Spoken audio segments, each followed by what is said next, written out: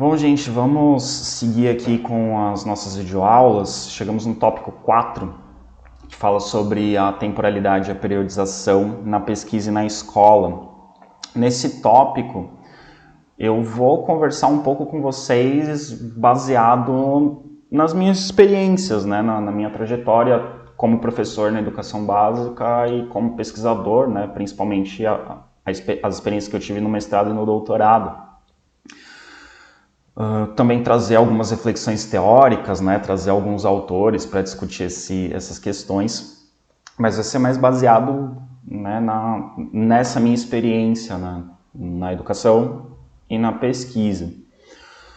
Bom, para a gente conversar sobre esse tópico, né, da temporalidade e da periodização, tanto na pesquisa quanto na educação, queria conversar um pouco sobre a imagem que o historiador tem fora da comunidade de historiadores, né? A imagem que o historiador tem entre os leigos. E quando eu falo entre os leigos, é inclusive entre pesquisadores de outras áreas, né? Não é só no senso comum, mas inclusive a visão que pesquisadores de outras áreas ou professores de outras áreas têm do historiador.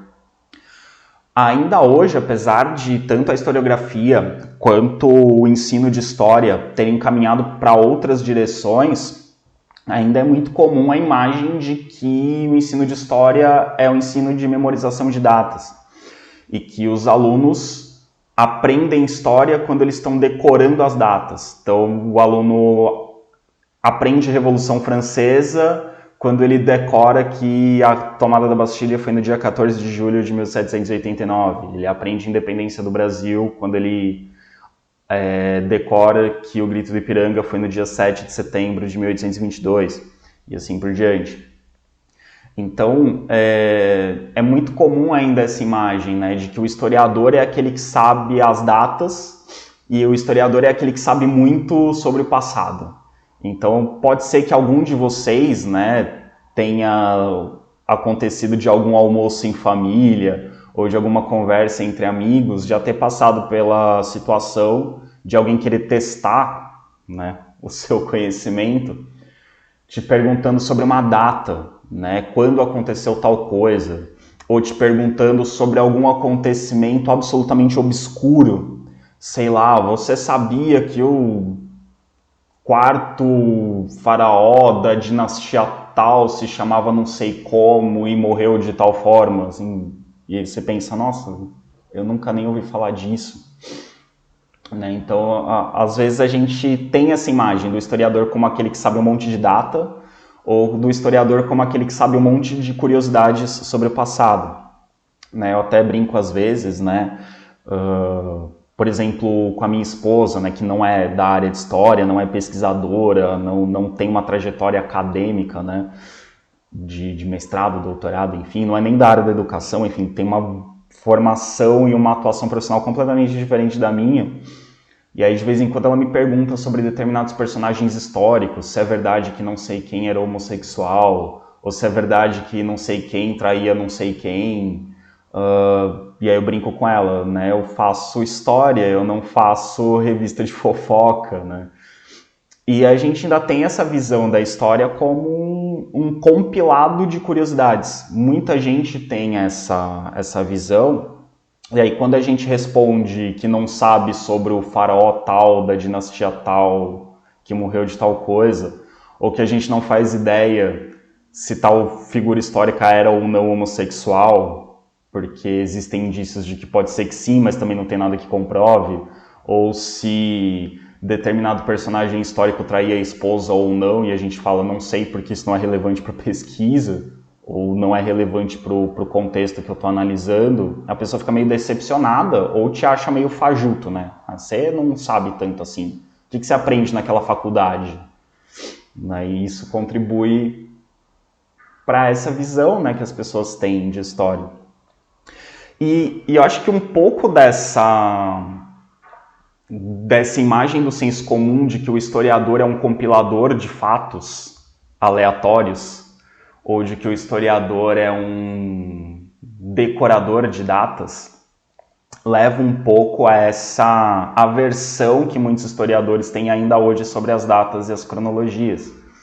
A gente tem todo o movimento ali na segunda metade do século XX, né, de uma historiografia, aliás, ao longo do século XX, né, de construção de uma historiografia pensada numa história-problema, né, de pensar a história como feita a partir de problemas, não a partir de narrativas, a partir de periodizações, a partir de datas. Então, romper com aquela ideia da história pautada nos grandes homens, nos grandes acontecimentos e ter outras perspectivas, fez um pouco os historiadores baterem muito forte nessa historiografia mais voltada em sequências, em séries de acontecimentos ou em compilação de fatos e datas. Mas aí vem a pergunta: é possível para o historiador abandonar completamente a narrativa ou abandonar completamente as datas, né? E aí a gente tem ali do final do século XX para cá uma revisão dessa ideia. Fala, olha, não é que a gente abandona as datas, né? A gente não é compilador de datas e mas a gente também não abandona as datas. A gente tem que ter uma relação com as datas, com as cronologias, com as periodizações, mas isso não é o mais importante da nossa pesquisa, não é esse o motivo da nossa pesquisa. Mas as periodizações e datações, sim, são importantes. Eu acabei, né, brincando com a palavra, né, o historiador é um decorador de datas, né, brinquei um pouco com essa, né, o decorar no sentido de memorizar com o decorar no sentido de enfeitar. Aí tem uma anedota, né, uma historinha anedótica que eu passei, né, é uma história real. Num determinado período em que eu trabalhei numa escola particular em São Paulo, eu tinha uma aluna, era de 7º ano, acho. E essa aluna estava ali na escola particular, mas ela era de uma família, assim, os pais adotivos eram idosos já, né? Ela tinha uma diferença grande de idade para os pais adotivos, né? E, então eram pessoas bem idosas e bem humildes, assim, bem simples. E essa aluna, ela foi mal na disciplina de História, era uma aluna que tinha um histórico de boas notas, mas naquele momento ela deu uma caída em várias disciplinas, inclusive na disciplina de História.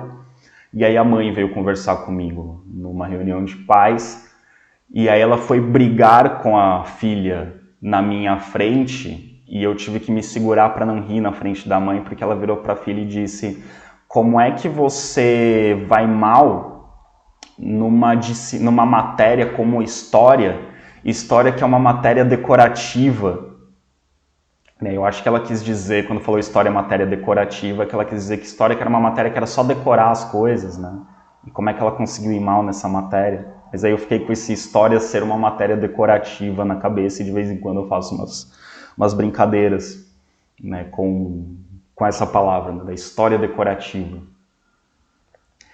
Enfim, vamos pensar um pouco nessa relação, né, entre periodização, história-problema, ou a relação que o historiador tem com as cronologias. Eu vou falar um pouco do ponto de vista de sociólogos que lidaram com essa questão. Ralph Bakshi, que a gente já citou em outro vídeo, ele é um sociólogo, mas que ele dá uma certa importância para o pensamento histórico, né? O pensamento do Ralph Bakshi dialoga um pouco com o pensamento historiográfico, e ele vai dizer que o tempo histórico é um tempo factual, né? O tempo histórico é um tempo que exerce, é um tempo pautado em fatos, e ele é factual porque é exterior, ele não é um tempo interno, ele é um tempo exterior. E ele chama também de um tempo morto, no sentido de que o tempo histórico ele vai lidar com fatos já encerrados, ou com dados, né? Ou com coisas que já aconteceram que não tem como mudar. Então, nesse sentido, ele seria um tempo morto, que a gente hoje pode questionar, né? O tempo histórico está longe de ser morto, né? Ele é um tempo vivo, porque as questões dos historiadores elas vão se renovando e os olhares sobre o passado vão se renovando, mas ele pensava no tempo morto nesse sentido, né, de olhar para coisas que não vão mudar mais. E ele pensa também que dentro desse tempo histórico, a memória ela é vivida de forma transtemporal, Ou seja, ele vai lidar com o tempo, mas de modo a atravessar diferentes épocas e diferentes temporalidades. Então ele vai atravessar camadas de tempo, por isso um pensamento transtemporal. E esse pensamento transtemporal lida com a coexistência da experiência passada e da experiência atual. Então o tempo histórico estaria nessa intersecção, ou se a gente pegar a Hannah Arendt, não seria uma intersecção, seria um espaço vazio, mas entre a experiência passada e a experiência atual. Então o tempo histórico está nessa tensão, palavra que a gente usou no vídeo anterior. O tempo histórico está nessa tensão entre o presente e o passado. E o Rob Wax ele vai pensar, vai enxergar o tempo histórico dessa forma. Só que o tempo histórico, né, o historiador, quando ele vai se debruçar sobre um acontecimento, sobre um objeto de análise, enfim, como cita aqui o Jean Leduc, que é um dos autores que a gente usa como base para esse mini curso, Jean Leduc vai dizer que o historiador ele não pode dar sentido à sua reconstrução do passado sem recortar. E aí vem a questão do recorte histórico. Todos nós, em algum momento, já ouvimos ou ouviremos a pergunta: qual é o seu recorte? Toda pesquisa histórica tem um recorte temporal, tem uma data de início e uma data de final. Sempre tem um recorte temporal e esse recorte tem que ser justificado, tem que ser adequado, não pode ser grande demais, não pode ser pequeno demais e tem que ser adequado para o objeto que a gente está trabalhando. Então a gente sempre precisa do recorte temporal e a gente faz o recorte temporal de forma cronológica, usando datas, usando marcos temporais. Então, já quando a gente pensa na pesquisa histórica, qualquer ela que seja, o problema da periodização está colocado. E o problema da periodização envolve a necessidade de pensar em cronologias, envolve a necessidade de pensar num tempo cronológico, um tempo que tem uma certa regularidade. Porque esse tempo que tem uma certa regularidade, que é o tempo que a gente consegue medir, né, a própria palavra já dá, o tempo que a gente consegue medir, então ele tem uma regularidade. E a gente mede através do relógio, através do calendário, enfim, através de recursos de medição de tempo. Ele é necessário para a nossa pesquisa. Mas a grande questão é, para o historiador, a data não é o foco da pesquisa. A data é um instrumento de pesquisa. Ela é um instrumento que vai ajudar o historiador na sua pesquisa. Mas ela não é o objeto da pesquisa. Para romper um pouco com a ideia do senso comum que o historiador é o que decora datas. Não, a data ela é uma ferramenta. Ela é uma ferramenta para a pesquisa histórica. E aí, quando a gente coloca o problema da periodização, nós estamos acostumados a lidar com certas periodizações canônicas, com certas convenções. A mais tradicional delas é a nossa periodização de pré-história, Idade Antiga, Idade Média, Idade Moderna e Idade Contemporânea. A gente lida com essas periodizações canônicas. Inclusive, a gente ensina com o apoio dos livros didáticos que tem ali a data de início e a data de final de cada um desses períodos. Então a gente lida com essas convenções ou mesmo com instituições, né, como se fosse algo... Às vezes a gente lida com as periodizações como se fosse algo transcendental, mas não, essas periodizações são sempre construídas historicamente. E um pouco para a gente refletir sobre essas periodizações que são historicamente construídas, o historiador francês Antoine Prost, ele vai falar em periodizações vivas, em periodizações que sejam capazes de se adequar aos nossos objetos, se adequar àquilo que a gente está dizendo. Eu gosto muito de refletir sobre essa questão quando a gente pensa na periodização da Idade Média.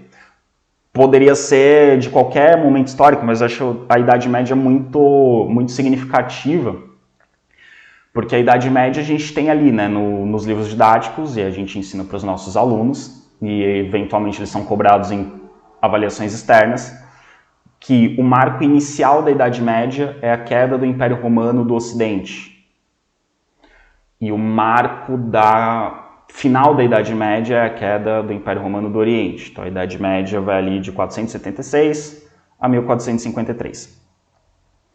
A questão é que, o que caracteriza a Idade Média? A Idade Média é caracterizada por uma prevalência do cristianismo? O cristianismo começa antes de 473. Ele já está bem forte, bem consolidado quando o Império Romano cai. Tanto que ele sobrevive à queda do Império Romano. Então a gente poderia, se a gente adotar como critério a prevalência do cristianismo na sociedade europeia, dá para voltar um pouco no tempo? Mas a característica da Idade Média é a unidade do cristianismo. E essa unidade ela se consolida na Idade Média, ali com o Papa Gregório Magno, que ele vai, né, configurar a autoridade papal sobre as autoridades dos demais bispos.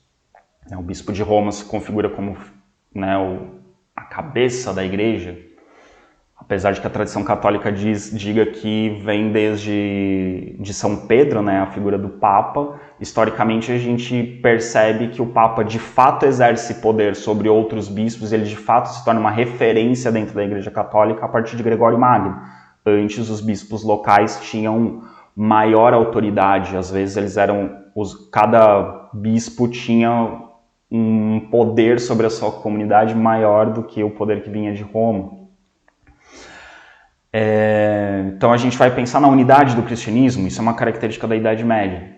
Só que essa unidade a gente vai estabelecer até quando? Até a Reforma Protestante, no século XVI? Então essa característica extrapola o marco de 1453. Então quando a gente vai... E assim, a gente pode pensar em aspectos econômicos, culturais, sociais, enfim, pode pensar em várias questões envolvendo a Idade Média, e dependendo do que a gente escolher, a gente vai mudar essa data, essa periodização da Idade Média. Ela pode recuar ou avançar no tempo. Então, é mais ou menos isso que o Antônio Proust está falando de periodizações vivas. Periodizações que sejam capazes de dar conta dos nossos objetos. A gente não tem que enfiar os nossos objetos dentro das periodizações, mas a gente tem que adaptar as periodizações para os nossos objetos de modo que eles façam sentido. Aliás, a periodização tem a ver com dar sentido, né, na pesquisa histórica.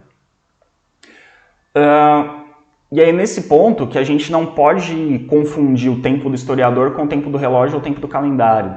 É muito comum, né, a gente ver a representação da história, a ampulheta, o relógio, o calendário, e são representações ok, são símbolos do tempo e a história e a ciência dos homens no tempo. Mas o tempo do historiador, ele não é esse tempo cronológico, ele tem uma especificidade. Ele não é meramente cronológico. Entretanto, o tempo do historiador precisa de medições objetivas, ele precisa do tempo cronológico para ter alguma precisão científica. Então, quando eu tenho um determinado objeto, é interessante eu ter ali os marcos temporais, os marcos cronológicos, para eu saber em que momento eu estou encaixando. Claro que os marcos, né, devem ser fluidos, devem ser vivos, não podem ser rígidos, né? Como, por exemplo, quando eu falo, né, da Revolução Francesa, o 14 de julho de 1789, o processo de Revolução Francesa começa antes de 14 de julho, ele é um processo. Mas ali no 14 de julho a gente estabelece um marco que me dá uma referência. Olha, a Revolução Francesa aconteceu por aqui, em volta da queda da Bastilha. Então, a queda da Bastilha ela é um sinal, um marco, um símbolo desse processo que está se desenvolvendo. Da mesma forma, quando a gente fala da Idade Média, a queda do Império Romano do Ocidente, ela é um marco, ela é um símbolo de um processo que está vindo de décadas, de séculos antes e que se mantém depois. Mas ela é um símbolo que representa essa transformação que está acontecendo naquele momento. Então, o historiador ele não pode ficar preso a essa cronologia, mas ele precisa dessa cronologia como uma ferramenta, como um recurso. E aqui eu vou citar o José da Assunção Barros novamente, porque ele tem uma comparação muito interessante. Ele diz o seguinte: digamos que as datas desempenham um papel análogo ao que é desempenhado pelos tubos de ensaio ou pelos aparelhos de medição de temperatura na atividade dos químicos. A comparação é basicamente essa. O químico, ele não é um especialista em tubos de ensaio, mas ele usa tubos de ensaio na sua pesquisa. É uma ferramenta. Da mesma forma, o historiador não é um especialista em datas, mas ele usa datas, ele usa cronologia em sua pesquisa como ferramenta. Então, de novo, o tempo cronológico para o historiador ele é uma ferramenta. Ele não é o fundamento, o objeto da sua pesquisa, mas ele é uma ferramenta. E a gente lida com isso, lida com o tempo cronológico. E aí vem uma polêmica muito interessante, que é a respeito de construir linhas do tempo com os alunos, né? Houve uma época em que, na educação básica, a construção de linhas do tempo era vista como o fundamental, né? O aluno decorando ali os marcos da linha do tempo, ele aprendeu história. E aí, com a história problema, com a mudança de percepção do objeto histórico, de uma história mais analítica e não uma história de decorar sequências e acontecimentos, né?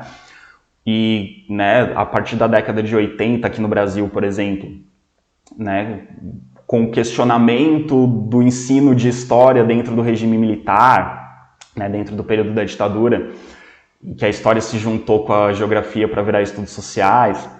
E aí passou a ser muito mais uma coisa de exaltação de grandes feitos, de grandes heróis nacionais, de grandes eventos da história nacional. Em contraposição a isso se colocou a história problema. Só que aí nisso de se contrapor a uma história meramente factual, ou meramente de decorar datas, acabou se jogando as datas pela janela. E aí a construção de linha do tempo com os alunos passou a ser vista como desnecessária, como antipedagógica, como anti-histórica, como alienação, como forma de fazer os alunos perderem tempo olhando para coisas que não são importantes, porque o importante é olhar para as contradições da sociedade. Eis que hoje em dia a construção de linhas do tempo voltou a ser vista como uma ferramenta pedagógica interessante. E aí eu vou, de novo, exemplos anedóticos, histórias reais que aconteceram comigo, numa escola municipal em que eu trabalhei em São Paulo, que foi a última escola, a última que eu trabalhei em São Paulo e a que eu trabalhei durante mais tempo. Quando eu entrei nessa escola, tinha uma professora já que estava há mais de 20 anos na escola, já estava próxima da aposentadoria, e a gente tinha muitas trocas, né, de conversas, de experiências, de visões de ensino diferentes, né, e a gente aprendia muito um com o outro. E essa professora trabalhava muito com linhas do tempo, e eu adotei dela a prática de trabalhar com linhas do tempo. Só que a gente tinha uma visão diferente sobre as linhas do tempo, né? A gente trabalhava com linhas do tempo no início do ano, e a gente fazia linhas do tempo da história geral e da história do Brasil, né, de todos os períodos, né, com as divisões ali dos marcos temporais e tal, mas a gente fazia essa linha do tempo pensando, isso aqui é a base para os alunos se orientarem. Né? O nosso objetivo não é que os alunos decorem as datas, mas para que os alunos tenham noção de que quando a gente fala de Roma antiga, a gente está falando de uma época, quando a gente fala de feudalismo, a gente está falando de outra época, quando a gente fala de antigo regime, a gente está falando de outra época. Né? A ideia da linha do tempo seria para o aluno ter um referencial visual dessas transformações, para ajudar o aluno a se localizar no tempo. E a gente usava muito isso no ensino fundamental. Independente do ano que eu dava aula no ensino fundamental, eu sempre iniciava o ano construindo uma linha do tempo. Claro que em cada ano, na linha do tempo, eu detalhava mais o conteúdo daquele ano.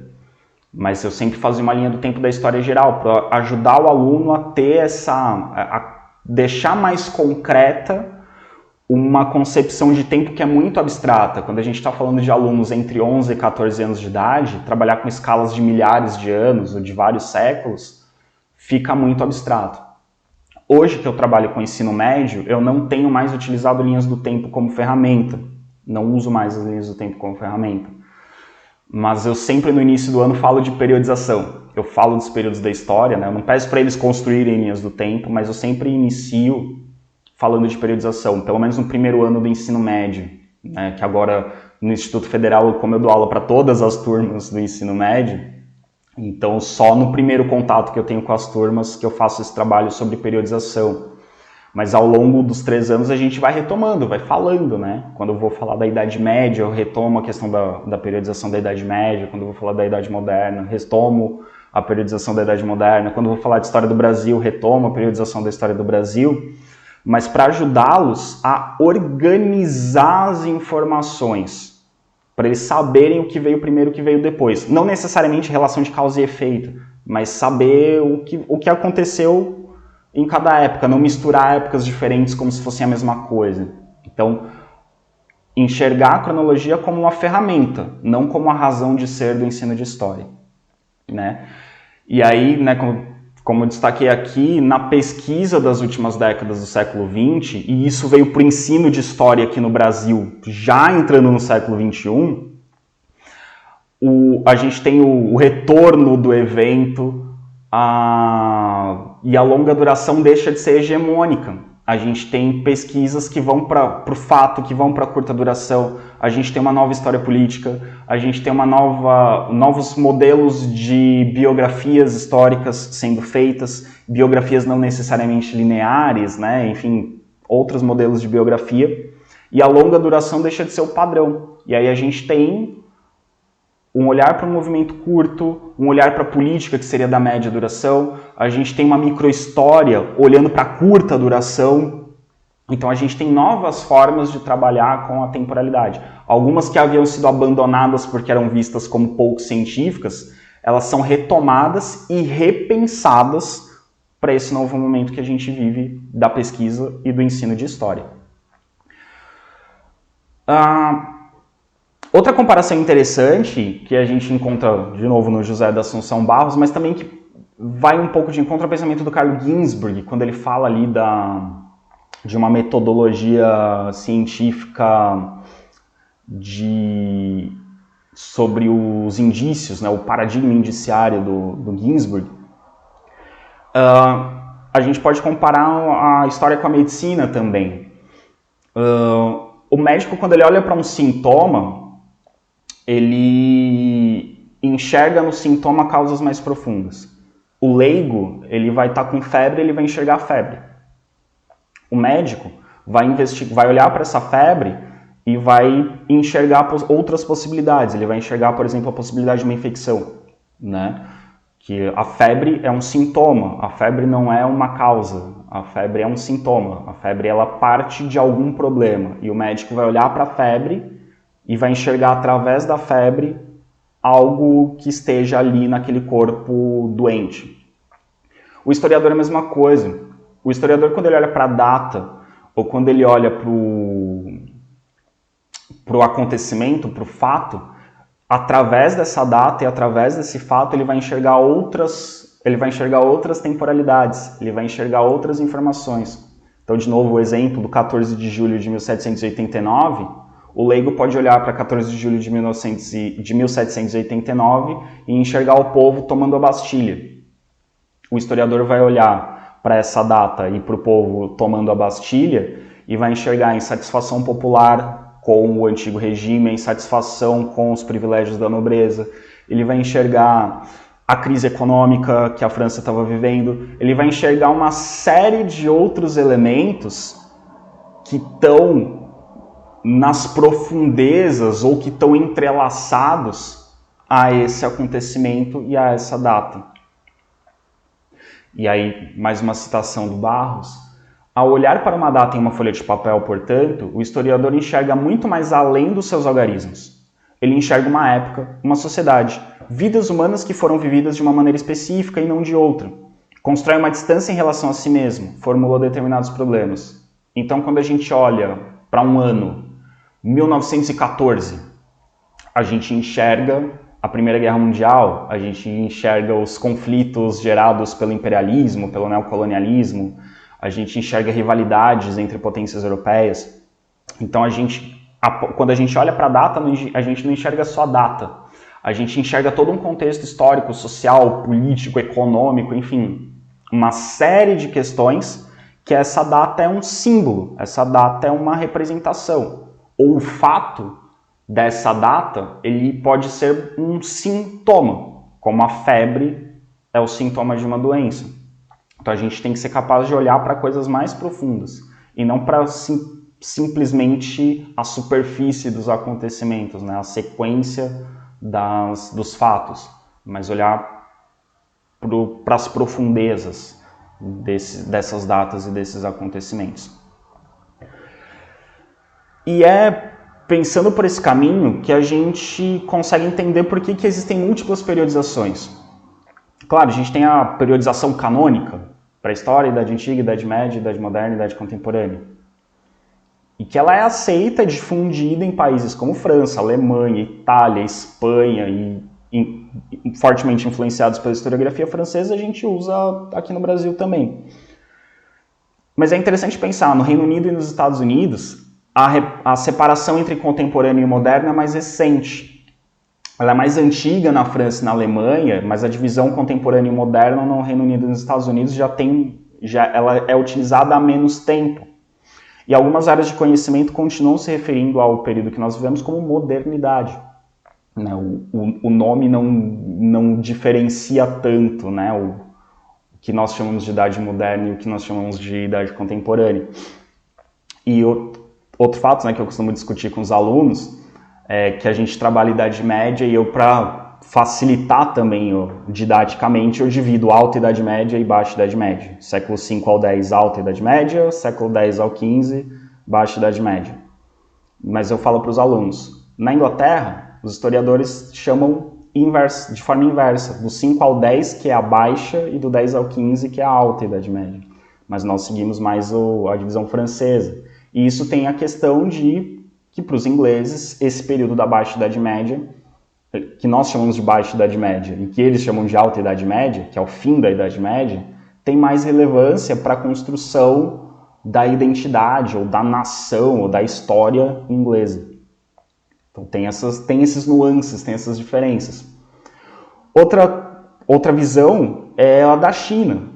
A China entende que o período contemporâneo é a partir da Guerra do Ópio.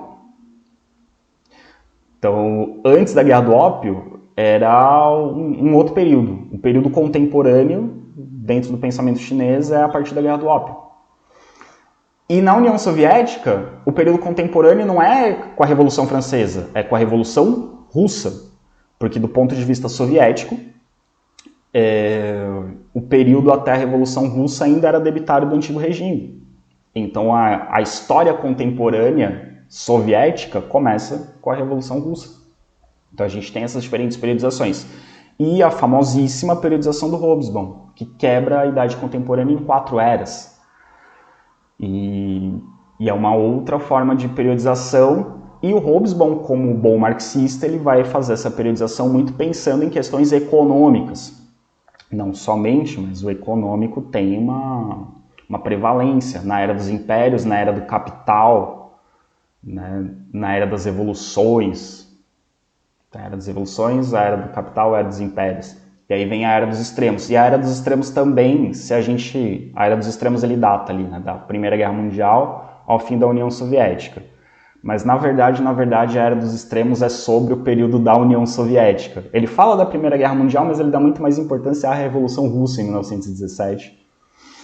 Né, e o marco final é o fim da União Soviética. Então, o curto século XX, né, o breve século XX do Hobsbawm é o período da União Soviética. Enfim. E na historiografia francesa, nos últimos anos, a gente tem identificado cada vez mais que os historiadores têm sido cuidadosos para respeitar a temporalidade própria de cada fenômeno. Então, tem fenômenos que eu vou precisar de uma periodização mais fluida. Pensar num marco inicial em por volta de, e não numa data precisa. E vai ter acontecimentos que eu vou precisar de uma escala temporal mais longa, outros eu vou precisar de uma escala temporal mais curta. Hoje em dia, não é tão aceita a ideia como foi em outras épocas, né, desde o século XIX ao longo do século XX, de que ou a história longa, né, o tempo longo, que é o mais científico, ou o tempo curto, que é o mais científico. Não, depende do fenômeno. Tá? A gente pode trabalhar com tempo longo, com tempo médio, com tempo curto, depende do que a gente está trabalhando. E às vezes no mesmo objeto a gente pode encontrar diferentes dimensões. Aliás, eu acho muito mais fecundas e muito mais frutíferas as pesquisas que conseguem encontrar as diferentes temporalidades dentro de um mesmo objeto. Tudo bem que eu sou suspeito para falar disso, porque é mais ou menos por esse caminho que eu trabalho, mas eu acho bem interessante quando a gente olha para um fenômeno histórico e enxerga as diferentes temporalidades que o compõem. E a fixação desses períodos que a gente trabalha e a canonização, digamos, desses períodos com os quais a gente trabalha, nessa divisão da história em Idade Antiga, Média, Moderna e Contemporânea, ela é contemporânea da profissionalização da pesquisa histórica. Então ela vem do Iluminismo, mas ela se consolida no século XIX, no momento em que os historiadores estão, no contexto universitário, consolidando essa disciplina, quando começam a surgir as cadeiras de história nas universidades, quando começa a se consolidar uma pesquisa acadêmica da área de história. Porque as cadeiras universitárias que surgem na França, no final do século XIX, são cadeiras de história antiga, cadeiras de história medieval, cadeiras de história moderna, cadeiras de história contemporânea. Então essa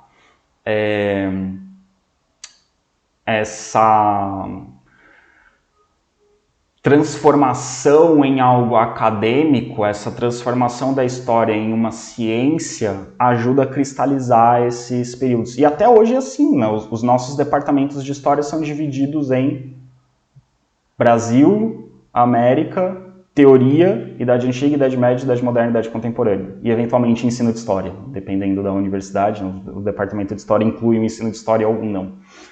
Mas a gente tem essa divisão e é assim que a gente trabalha. E ok, ela é uma referência e assim, eu particularmente não tenho nada contra. Tudo bem que ela é uma visão eurocêntrica e tudo mais, mas eu acho que como um ponto de partida para a gente problematizar essa periodização, eu acho ela satisfatória. Para a gente trabalhar na educação básica, por exemplo, claro, o legal é questionar. Falar, olha, a gente está falando de Idade Média, a gente está falando de Idade Moderna, mas falar dessa flexibilidade, falar que as características elas não começam e terminam em datas específicas, elas se transformam ao longo do tempo, mas eu acho interessante.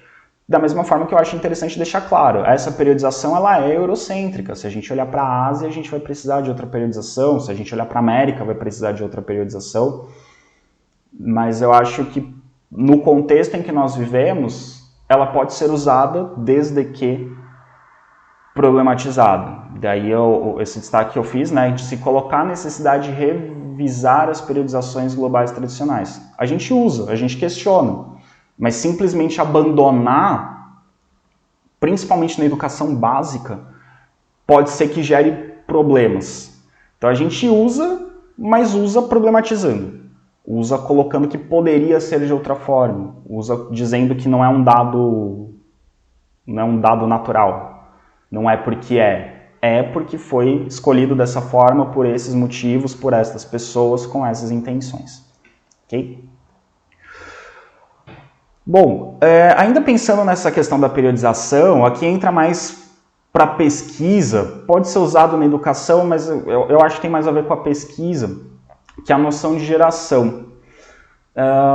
A geração é um modo de periodização que, principalmente os historiadores da cultura política, né, dessa nova história política, vêm utilizando e que é uma periodização interessante. E é uma periodização que dialoga bem com outras áreas de conhecimento, por exemplo, a literatura, né, pensar nas gerações de escritores, né, na geração romântica, ultrarromântica, realismo, naturalismo, dialoga bem, e eu acho essa ideia de geração interessante para a gente pensar em grupos específicos e em diferentes temporalidades, em diferentes periodizações convivendo dentro de uma mesma sociedade.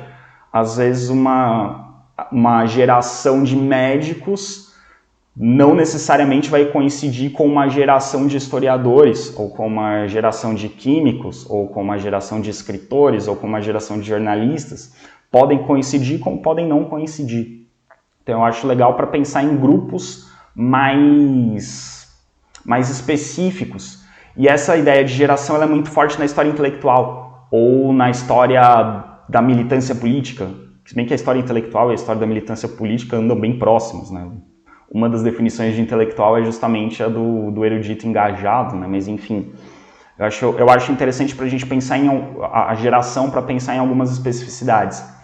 E é legal também dizer que a geração não diz necessariamente respeito à idade, né? O Olivier Viviorca, ele vai dizer que geração é uma população marcada por um evento datado, soldada por uma experiência comum que desenvolve uma prática e um discurso homogêneos. Então você pode ter um historiador na França no final do século XIX, por exemplo. Você pode ter um historiador de 60 anos de idade e um historiador de 25 anos de idade, mas ambos fazerem parte de uma mesma geração de historiadores, porque ambos foram igualmente marcados pelo caso Dreyfus, por exemplo, ou Dreyfus, dependendo da sua pronúncia, o caso Dreyfus ou o caso Dreyfus. Ambos podem ter sido marcados da mesma forma, mas sendo com idades muito distintas, mas eles participam de um mesmo universo de experiências, um mesmo universo de influências sobre o seu pensamento, sobre suas práticas. Então a geração não necessariamente tem a ver com a idade. Claro, pessoas de uma mesma geração são contemporâneas. Bom, às vezes não exatamente, mas enfim, a prioristicamente elas são mais ou menos contemporâneas. Mas é muito mais a vinculação a uma determinada forma de pensamento marcada, datada ou marcada ou importante numa determinada época do que propriamente o ano em que eles nasceram ou o ano em que estudaram. Você pode ter pessoas com idades muito diferentes, mas que pertencem à mesma geração. Como também você pode ter pessoas da mesma idade em gerações diferentes, né? Você pode ter dois escritores, um mais ligado ao romantismo, outro mais ligado ao realismo, por exemplo, que têm a mesma idade, mas do ponto de vista da sua produção literária, eles pertencem a gerações diferentes.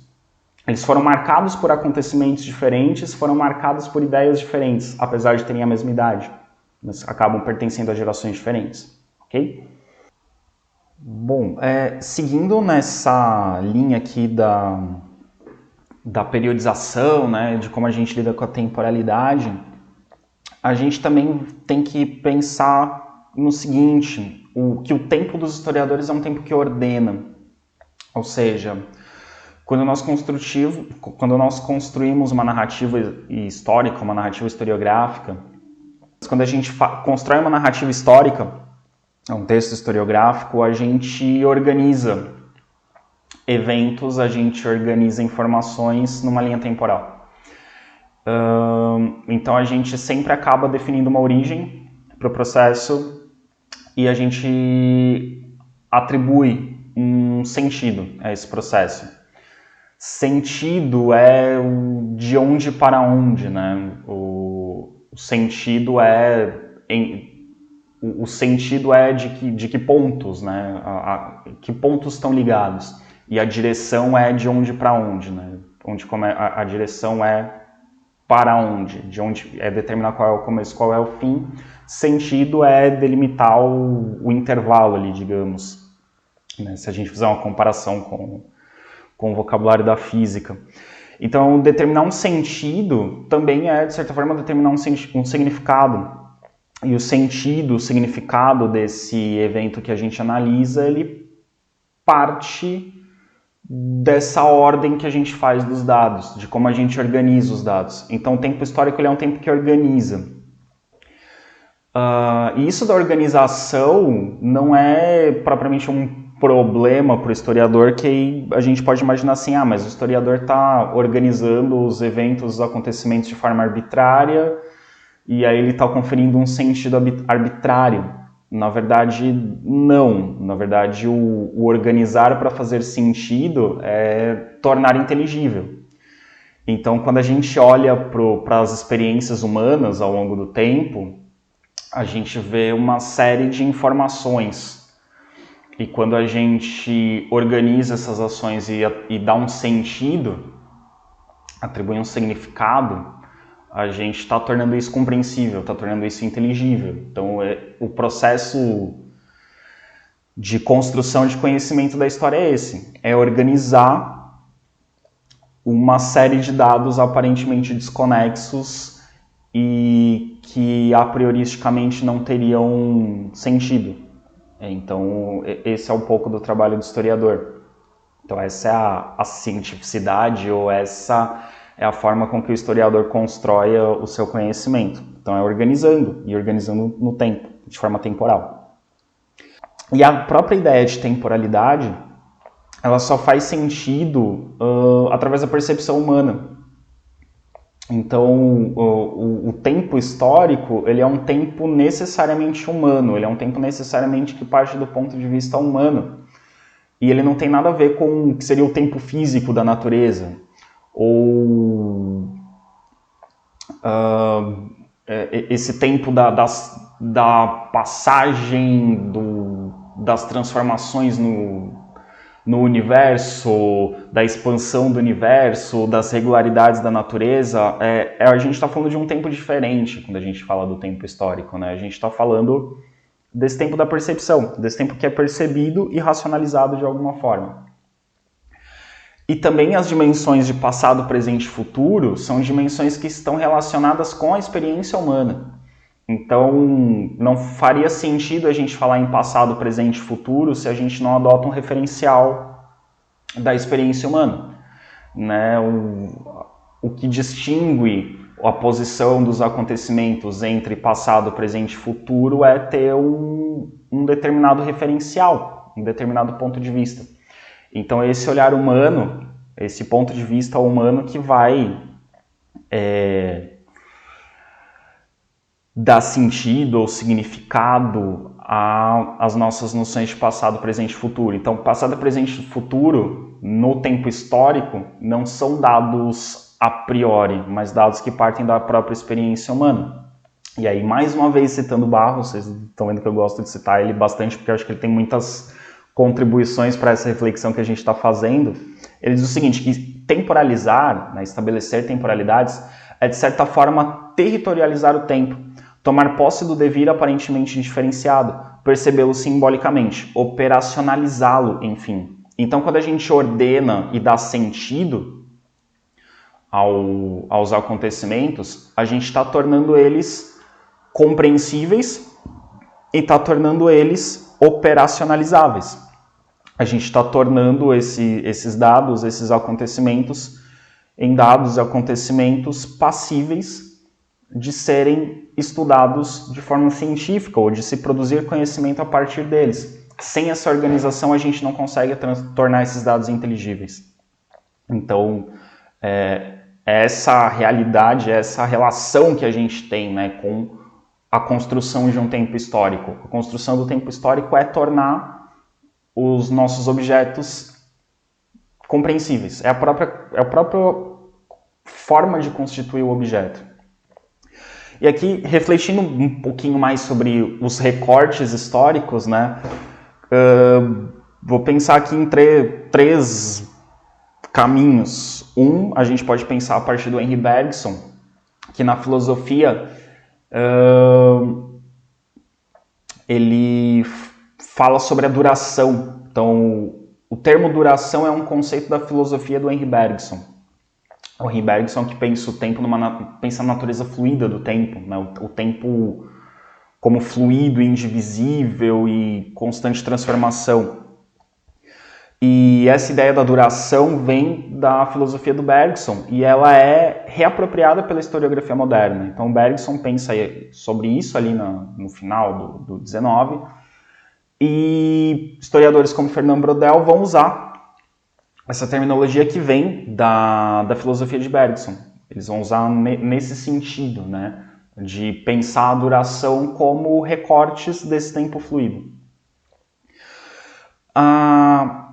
O Christophe Pommian, ele vai pensar, né, nessa obra A Ordem do Tempo, ele vai pensar a complexidade do tempo histórico. E essa complexidade vai fazer com que a gente enxergue o tempo como uma arquitetura e não como uma dimensão. Ou seja, arquitetura no sentido de algo construído e complexo.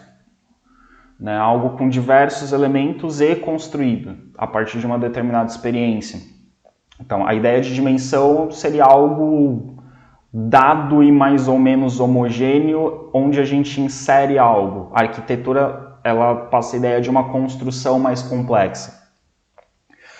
E o Krakauer, ele vai se perguntar se a história é uma arquitetura que harmoniza os andares de um edifício ou uma sofisticada composição musical com uma polifonia e muitas vozes e melodias com ritmos próprios. De novo, a gente volta para aquela questão, pensar a história como camadas, um prédio como andares, né, ou o tempo com um prédio com andares, né, em que a longa duração estaria na base e a curta duração no topo, ou a gente vai pensar como uma melodia complexa, com uma polifonia, com várias vozes, com ritmos e com velocidades. Então aqui no Krakauer a gente tem de novo esse pensamento que vai lembrar o que eu já citei do Barros em outros momentos, de pensar a história como uma polifonia, de pensar a história como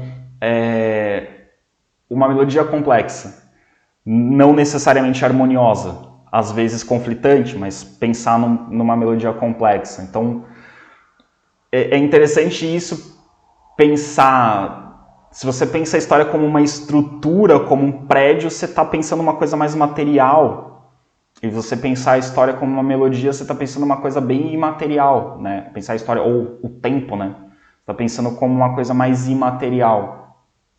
E são duas... mas, ao mesmo tempo, tanto essa mais material quanto essa mais imaterial são construções humanas, né? São construções, são composições, né? Não são dados a priorísticos, mas são construções que partem da experiência humana. Também a gente pode pensar a questão do evento e da estrutura ali do vocabulário brodeliano.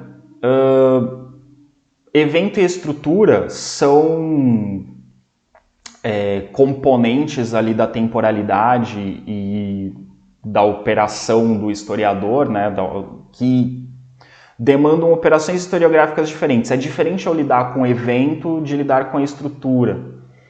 Mas isso não quer dizer que são excludentes. Eu posso, num determinado objeto, como eu já citei, observar a relação do evento com a estrutura. A operação historiográfica, para lidar com o evento, é diferente de lidar com a estrutura, porque eu estou lidando com ordens de tempo diferentes.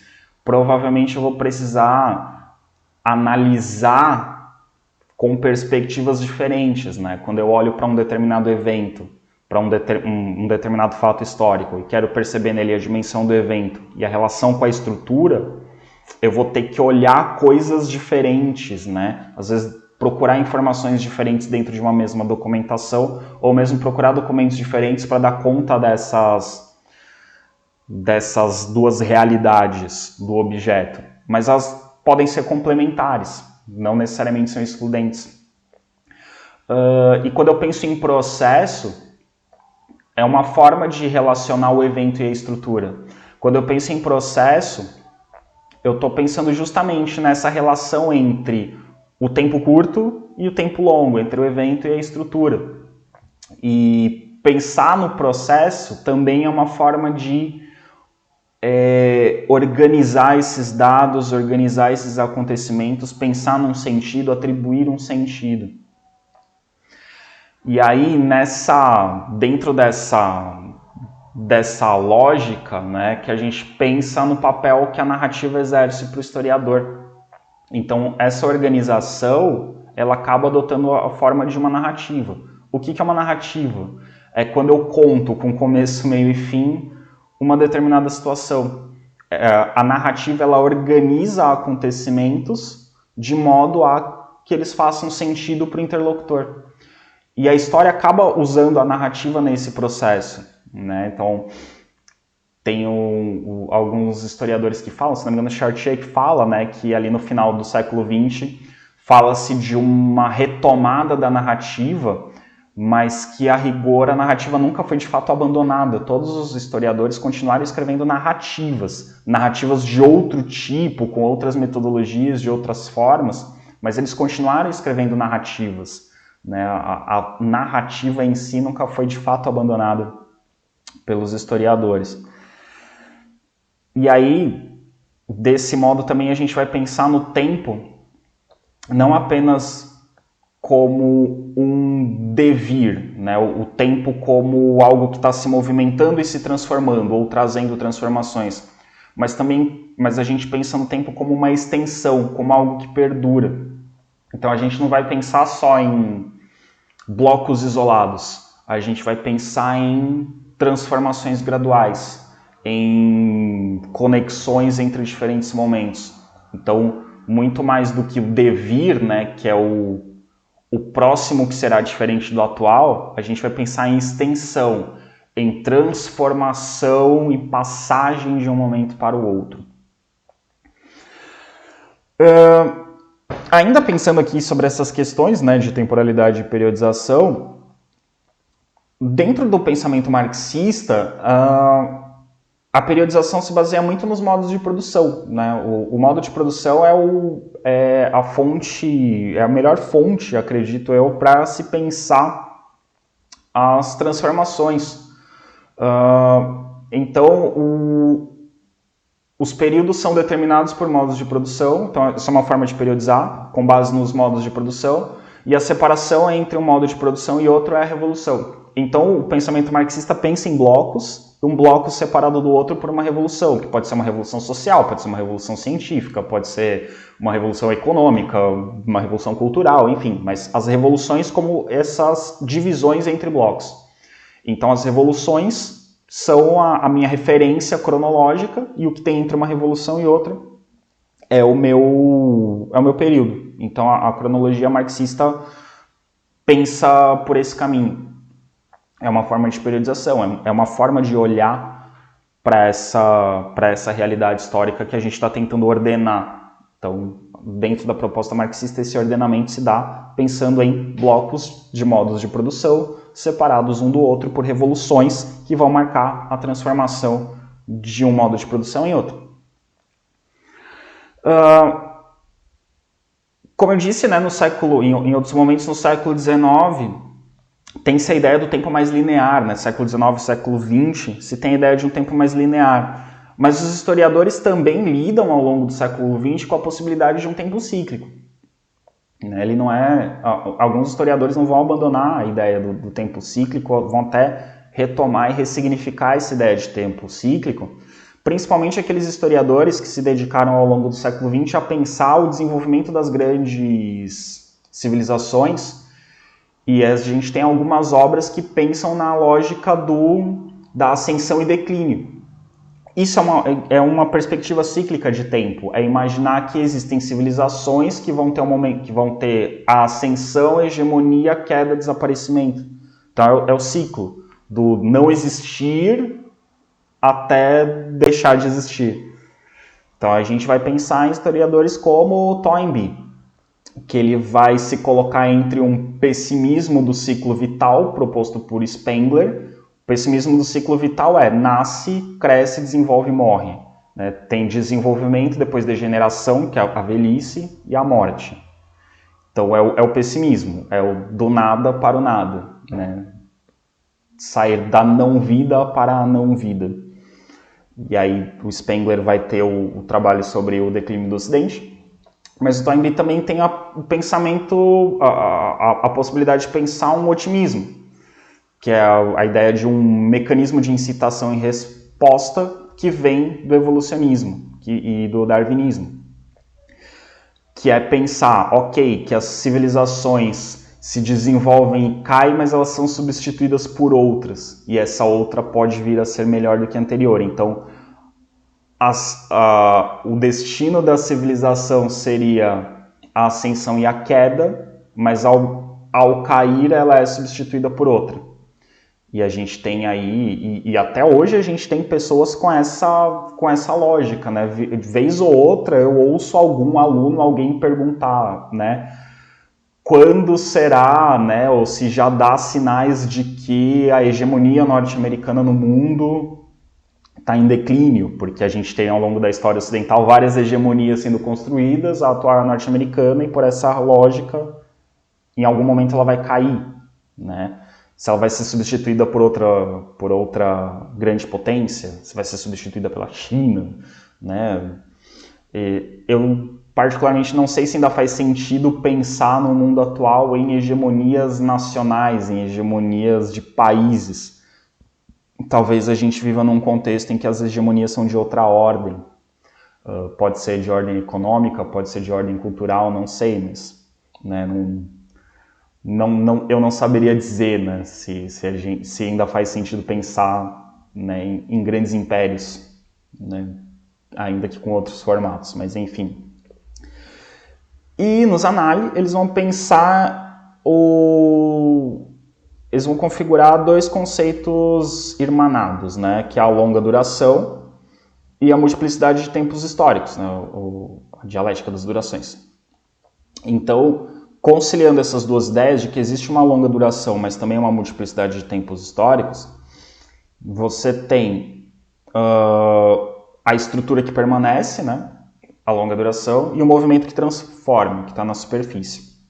Se bem que essa, né, também há movimento na base. E aí eles vão pensar em duas operações historiográficas interessantes. Estruturar o evento, ou seja, pega o evento, o acontecimento do tempo curto, e olhar o que está no subterrâneo dele, olhar qual é a estrutura. Então você parte do evento para a longa duração.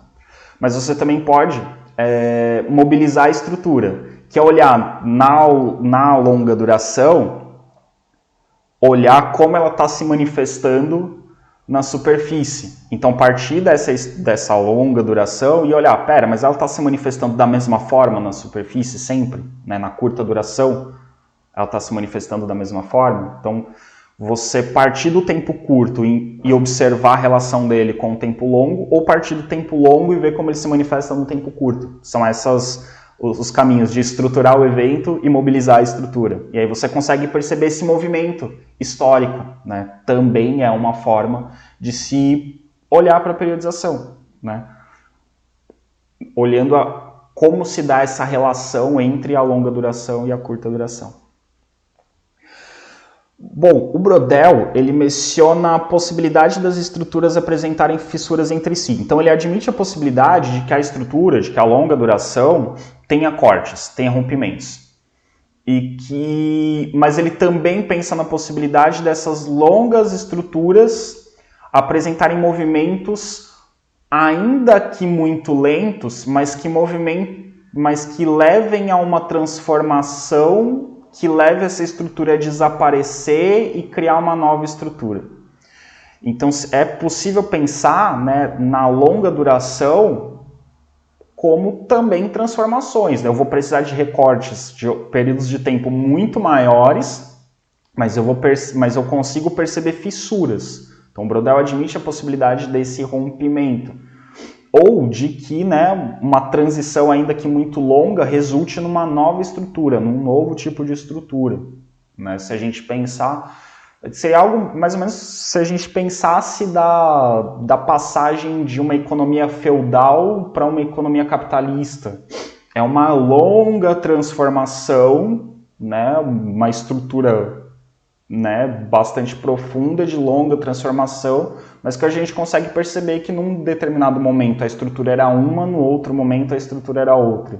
Então isso é possível. E os acontecimentos políticos de grande porte, como seria o fim da União Soviética ou a queda do Muro de Berlim, nessa perspectiva, também poderiam reger a passagem de uma estrutura para outra. Então é uma possibilidade de periodização também, pensar assim, o fim da União Soviética, ele marcou um rompimento, sabe? Uma ordem mundial bipolar para uma ordem multipolar ou para uma ordem unipolar, enfim. Uma mudança, um acontecimento da superfície que seria capaz de, nas profundezas do evento, teve uma força tão grande que ele rompeu a estrutura. Só que a gente pode se questionar também. Foi esse evento tão forte, tão marcante, tão explosivo, que causou rupturas na estrutura, ou foi um longo movimento da estrutura que causou fissuras imperceptíveis em dados momentos, mas que essas fissuras foram se acumulando até que elas fossem visíveis na superfície? Não sei se ficou claro, vou tentar repetir com uma imagem. A gente pode pensar a relação entre fato e estrutura, entre superfície e estrutura, né? Entre curta duração e longa duração. A gente pode pensar num acontecimento histórico, uma revolução, por exemplo, como um meteoro que atinge a superfície com tanta força que abala as estruturas, ou a gente vai pensar nessas transformações como uma espécie de um terremoto que vai causar mudanças, na base, na estrutura, e que ao causar e que ao aparecer na superfície, como uma rachadura na superfície vai se manifestar como algo novo, como uma novidade, mas que na base já está acontecendo, já está se movimentando há muito tempo. Então não deixaria de ser uma transformação de longa duração. Em outras palavras, um evento como uma revolução é um evento do tempo curto que causa transformações no tempo longo, ou ele é uma transformação do tempo longo, ou melhor, ele é uma evidenciação no tempo curto daquilo que está acontecendo no tempo longo. A revolução é uma manifestação do tempo longo que aparece no tempo curto, ou é um evento de tempo curto que causa transformações no tempo longo? Não tem uma resposta para isso. E digo, inclusive, que, hipoteticamente, as duas possibilidades são cabíveis. A gente teria que analisar acontecimento por acontecimento para entender se é um movimento, se é uma ruptura no topo que interfere na base ou se é um movimento da base que causa uma fissura no topo. Hipoteticamente, as duas soluções são possíveis, dependendo do objeto com o qual a gente está trabalhando. E aí, pensando nessa relação de possíveis mudanças na estrutura, se a gente pensar em histórias de longa duração, seria possível a gente trabalhar com a possibilidade de encontrar eventos que fundam estruturas, que é isso que eu disse, né? O meteoro causa um estrago na superfície tão forte que esse estrago vai até a base e funda-se uma nova estrutura a partir daí. Isso seria possível. Por outro lado, às vezes um evento da curta duração, ele pode ser visto como muito forte, muito pertinente, olhando para a curta duração, mas quando a gente coloca ele em perspectiva,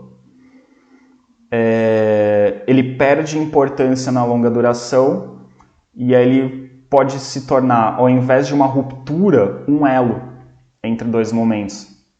Né? Pensando numa situação bem polêmica, vamos pensar na Revolução Francesa. A Revolução Francesa seria um corte na história, que separa a Idade Moderna e a Idade Contemporânea, separa o antigo regime do novo, ou ela seria, na verdade, um elo entre a ideia de França que estava sendo construída até o século XVIII e a ideia de França que continua sendo construída após.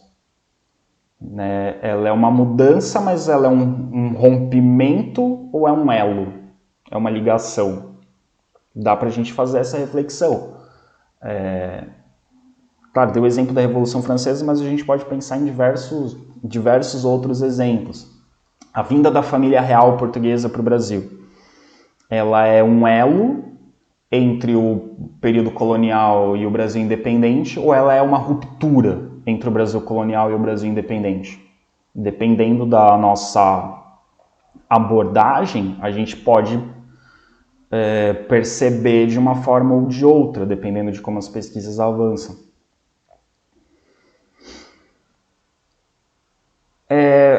Esse modelo de história estrutural, né, de olhar para as bases, de olhar para a longa duração, ele pode ser aplicado a problemas diversos. Ele não é exclusivo de um tipo de problema, ele pode ser aplicado de várias formas. Desde que a gente não perca de vista essa relação entre as diferentes temporalidades, entre o tempo curto, o tempo médio e o tempo longo. Mais uma vez citando Barros. Inserir o evento na estrutura corresponde a pensar a mudança ou as diversas mudanças no interior da grande permanência. E dentro desta concepção mais ampla, desdobram-se tendências e posicionamentos vários, trazendo certo número de maneiras de trabalhar a articulação evento-estrutura. Então, essa relação entre evento e estrutura pode ser feita de várias formas diferentes, dependendo da nossa pesquisa. E aí, dois exemplos de historiadores contemporâneos e muito próximos e que trabalharam juntos e que, enfim, tem várias interlocuções. Marc Bloch e Lucien Febvre. O Marc Bloch, ele parte da estrutura, ele olha para a longa duração e a partir dela tenta entender os eventos. Já o Lucien Febvre olha para o evento e no evento ele tenta encontrar a longa duração. E os dois foram grandes historiadores realizaram grandes descobertas, grandes estudos. Então não tem um padrão. É possível fazer história com competência das duas formas. E aí, né, uma conclusão aqui que a gente pode chegar é que a longa duração foi talvez o grande conceito introduzido pelo Zanelli no que diz respeito à temporalidade. Foi a grande contribuição do Zanelli para isso que a gente chama hoje de história da temporalidade. No próximo tópico, a gente vai pensar um pouco as relações entre tempo, velocidade e poder. As questões do controle do tempo, né? Entender como controlar o tempo pode ser uma forma de exercer poder numa sociedade. Para a partir daí, no último tópico, a gente falar sobre um pouco da temporalidade, das percepções sobre o tempo nos dias de hoje.